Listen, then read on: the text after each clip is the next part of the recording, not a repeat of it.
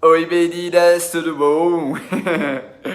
Gente, nesse Papo Pio de hoje, a gente vai falar um pouquinho sobre a questão LGBT e como o que implica na questão LGBT e como ela se relaciona com o movimento escoteiro.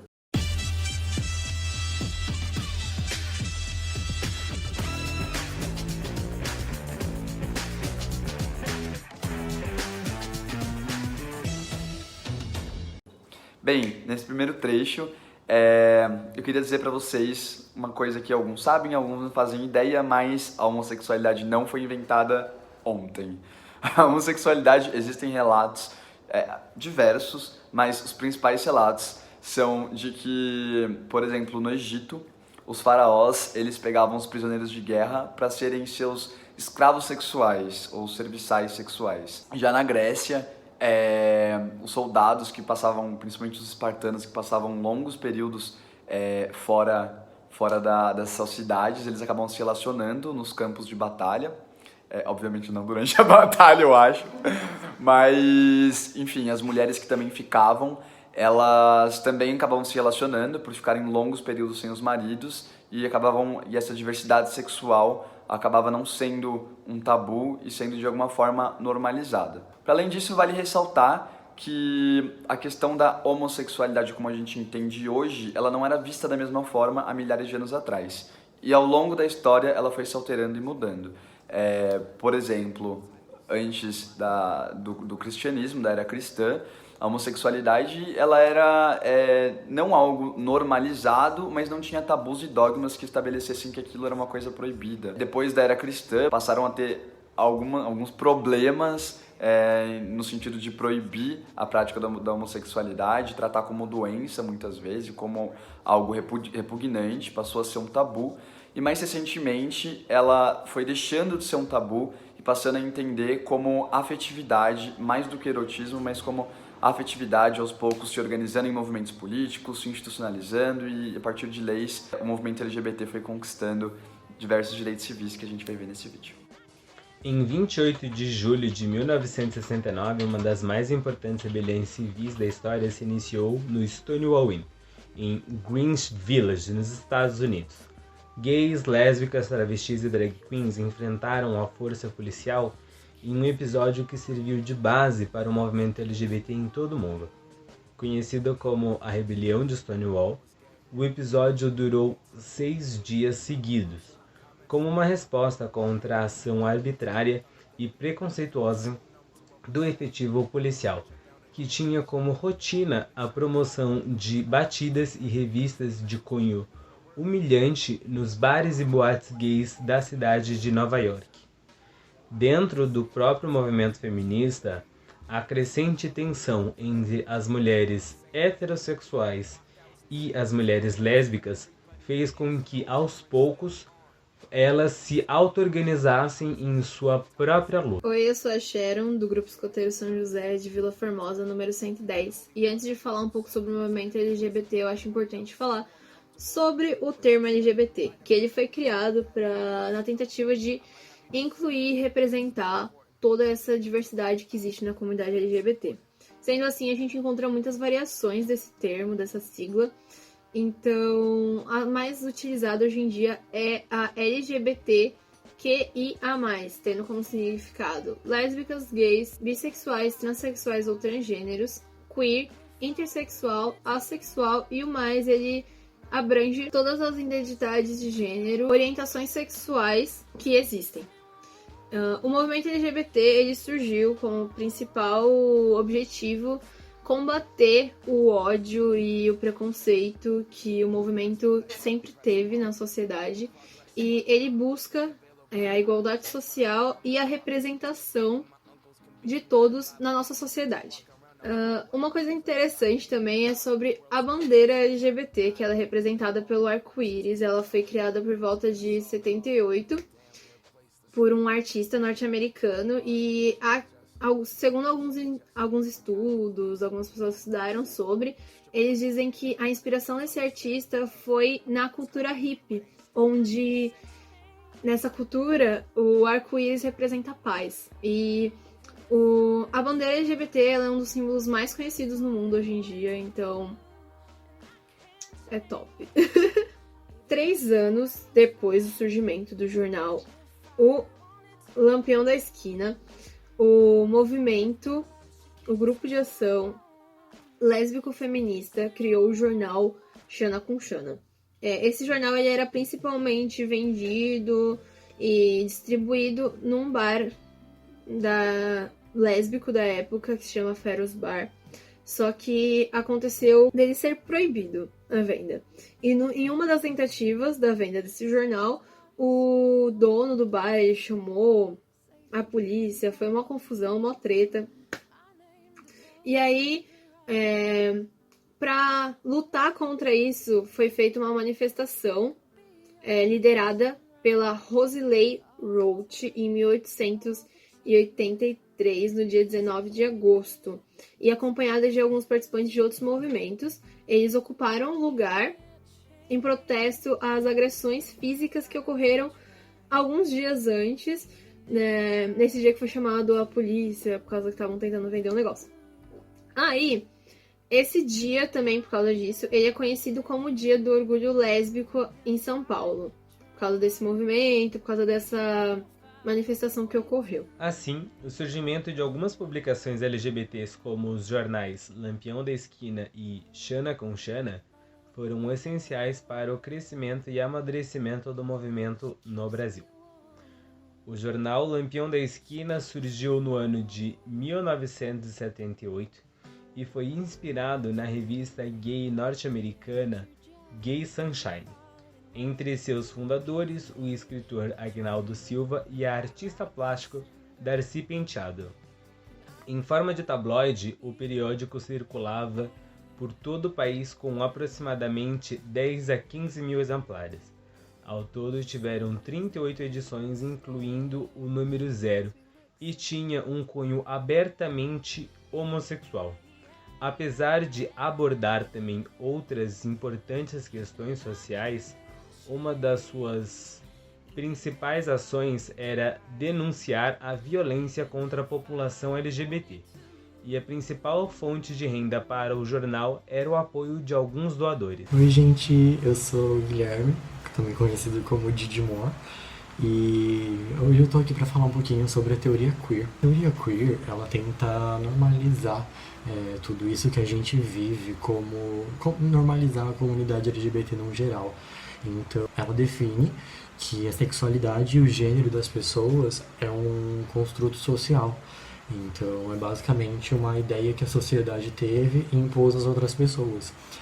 Por exemplo, ela se recusa a definir as pessoas como homossexual, heterossexual e essas todas nomenclaturas, justamente por tentar normalizar tudo. De acordo com a teoria queer, é tudo normal, tudo igual e não tem por que usar esses termos assim para tornar as pessoas diferentes, sabe? Essa teoria também, ela tenta estudar mais a fundo a questão de gênero, não em questão de separar todos os gêneros, mas estudar mais para entender a questão da transgeneridade, da travestilidade e tudo que é possível, mas não com a intenção, repito, de separar. É só com a intenção de entender e conseguir cada vez somar e ajudar a gente a ter direitos. Essa teoria também, ela é baseada na sociologia, em filosofia, em todas essas coisas, tanto que ela foi baseada numa obra de Foucault, e ela tenta justamente colocar o ser humano acima de tudo, sabe? O fato da pessoa ser um ser humano e não ele é gay, ela é trans. Primeiro ela é uma pessoa. Falando um pouco agora sobre performance de gênero, isso inclui drag queens.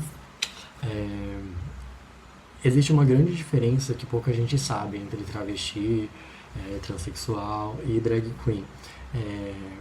Travesti, transexual, transgênero, é justamente a questão de gênero, de como a pessoa se enxerga como o gênero. E drag queen é só uma questão, assim, é uma arte. Isso existe há muito tempo, tanto que na época do Shakespeare, que tinha os teatros, já começou a surgir a questão da drag aí mesmo. E drag nada mais é do que uma expressão artística. Normalmente, as drags expressam a sua feminilidade através da arte. Assim como eu sou um grande garoto e estou aqui, belíssima. E transgeneridade, travestilidade é justamente a questão de como a pessoa se enxerga, de como ela se sente. Então, uma mulher transgênero, ela é uma mulher. Uma mulher transexual, ela é uma mulher. O sexo não define nada, sabe? Isso é coisa separada, sexo e gênero. E drag, qualquer pessoa pode fazer, tá? Não são só meninos gays, não. Qualquer pessoa que se sentir vontade, pode performar essa arte maravilhosa. Na década de 80, a comunidade LGBT sofreu um grande golpe. O surgimento do vírus HIV matou vários LGBTs. Isso trouxe um novo estigma para a comunidade, que a partir daquele momento foi vista como a portadora e transmissora do vírus, que é atualmente incurável. E na época foi chamado de câncer gay, ou seja, o vírus era relacionado a pessoas LGBTs. Diziam que só pessoas LGBTs podiam contrair ou transmitir o vírus. No Brasil, infelizmente, o casamento homoafetivo ainda não é permitido por lei, mas é garantido pela jurisprudência. Em 2018, os casamentos homoafetivos chegaram ao total de 9.520 registros, um aumento de 71,7% em relação a 2017, quando foram registrados 5.887. Uma das conquistas do movimento LGBT no Brasil foi o casamento, o que em muitos países ainda não aceitam e não permitem. Aqui no Brasil, a união civil estável e o casamento civil foi legalizado em 2011, em maio de 2011, pelo Supremo Tribunal Federal, e em 2013 o Conselho Nacional de Justiça publicou um documento em que permitia que os casais homossexuais poderiam se registrar nos cartórios.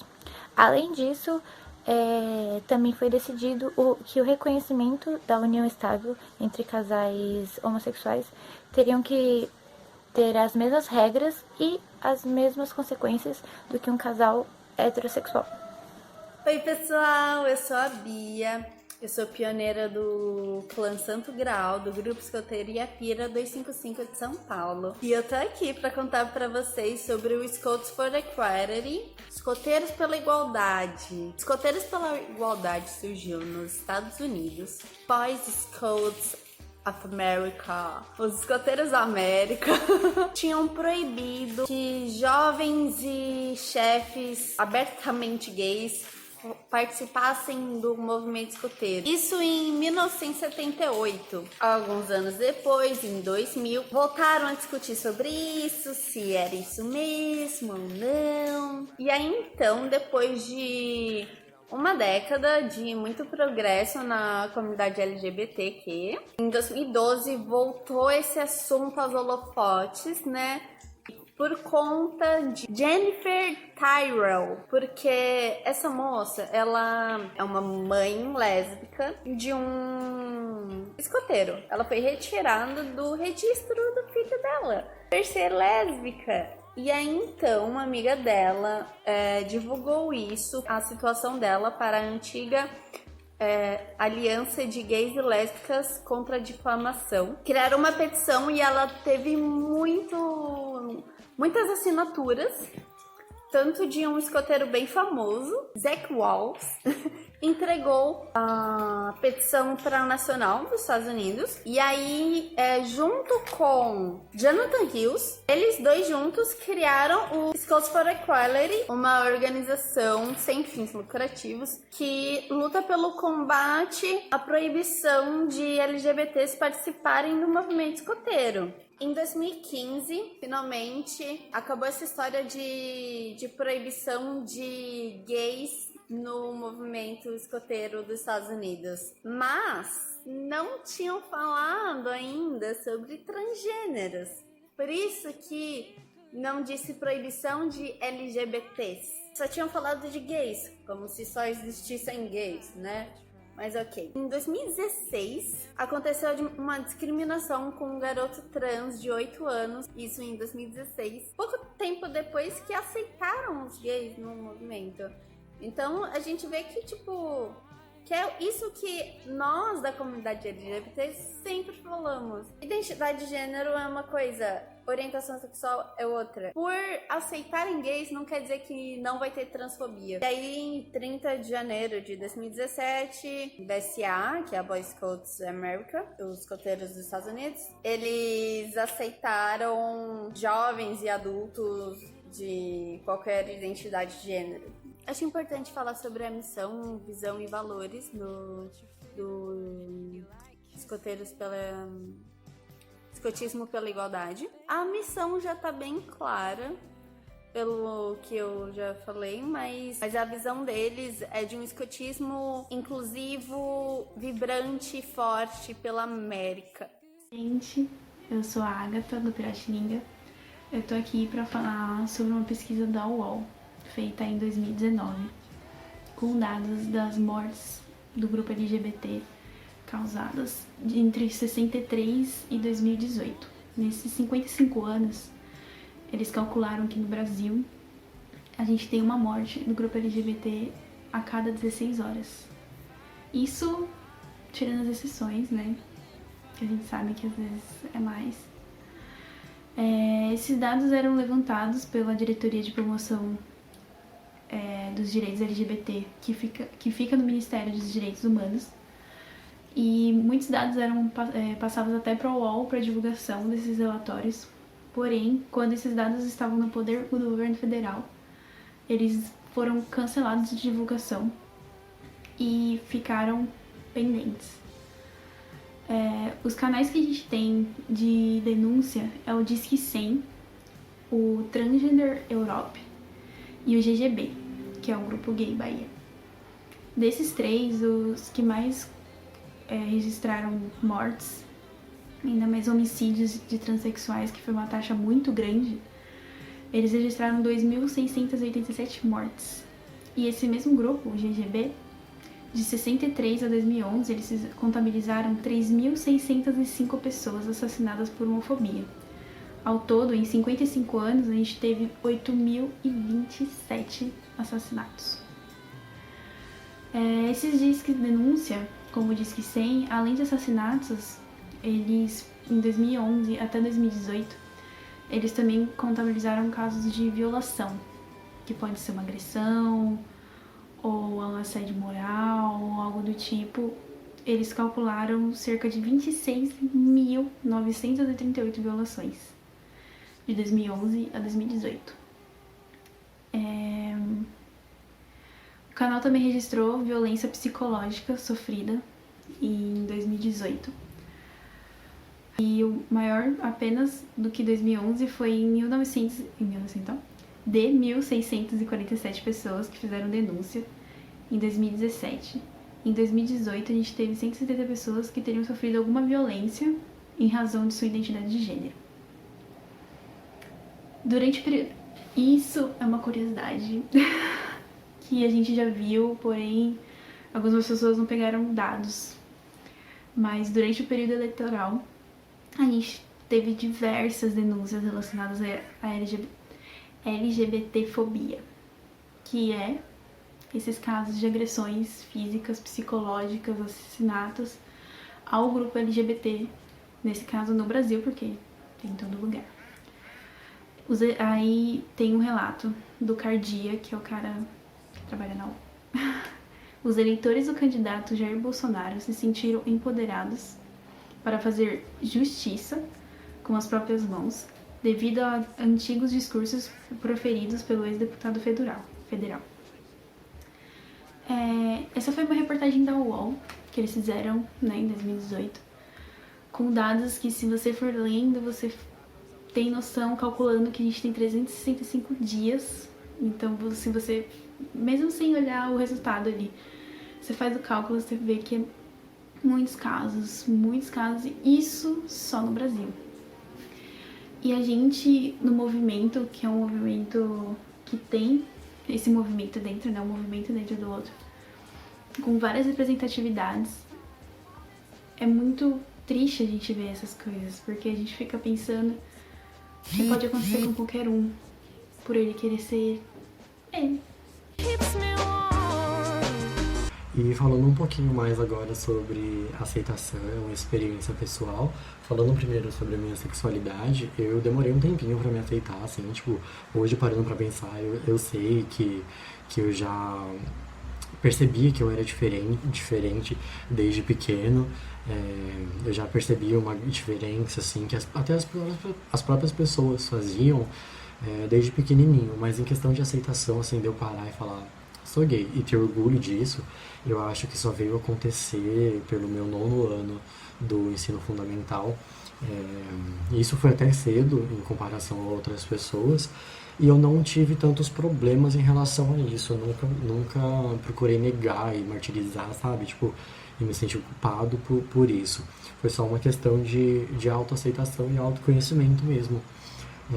E como drag, eu faço drag há 1 ano e eu me aceitei muito fácil. Tipo, era mais questão de aceitação de outras pessoas que eu tinha medo de fazer drag por medo de outras pessoas não me aceitarem.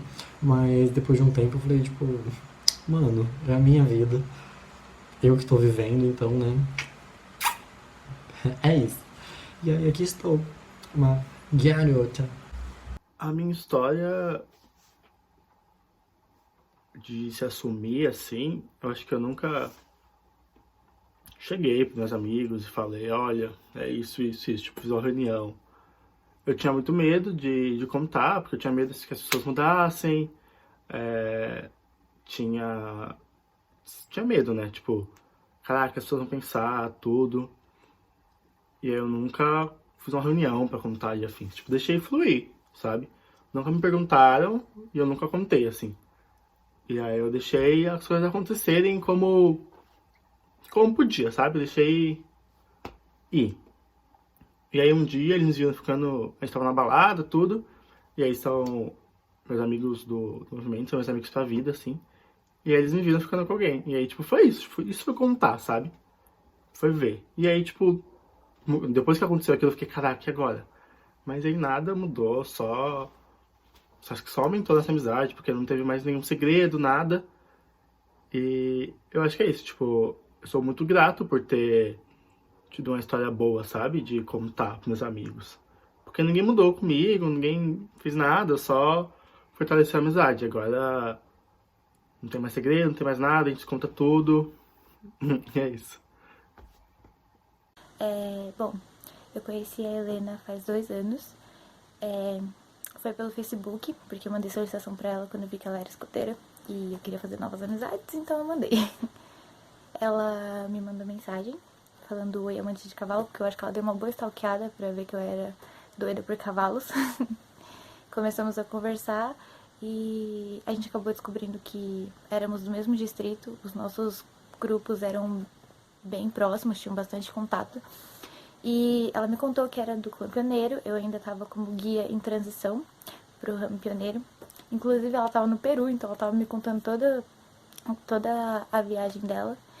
E a gente acabou ficando mais próxima por conta desse contato mesmo, de ficar conversando sobre os ramos e sobre os nossos grupos serem próximos. Então a gente acabou indo a vários eventos juntas. Fomos ao ADA, que é um acampamento da amizade, que inclusive foi o primeiro acampamento que a gente teve juntas. E eu decidi pedir ela em namoro nesse acampamento pela primeira vez. Eu já gostava dela, tudo, só que eu não tinha tanta estrutura para estar com ela, então eu não conseguia estar 100% pra ela naquela época, porque minha vida estava muito conturbada, tinha muita coisa acontecendo, minha mente estava totalmente em outro lugar e não ali pra ela.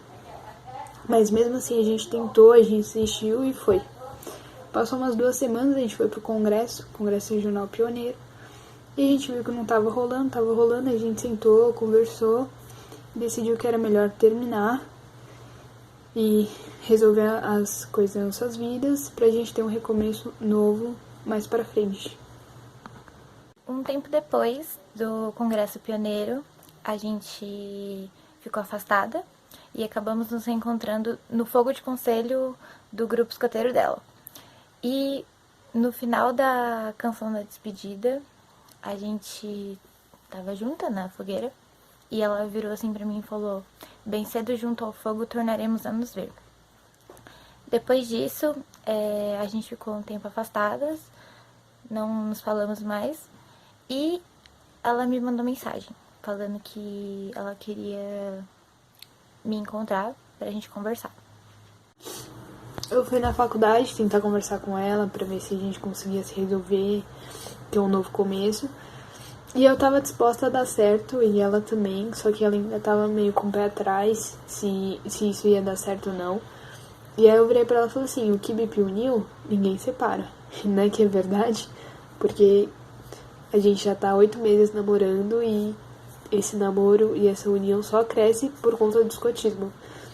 E graças ao escotismo a gente vai ficar muito tempo juntas ainda.